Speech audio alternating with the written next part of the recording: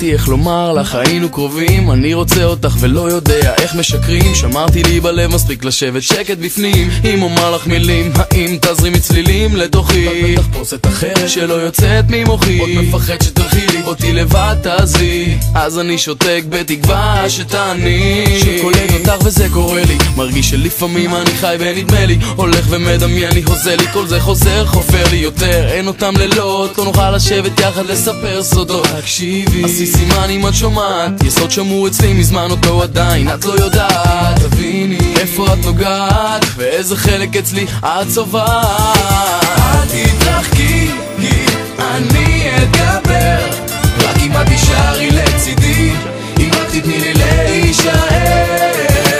אל תתרחקי כי אני אתגבר, רק אם את תישארי לצידי, אם רק תתני לי להישאר.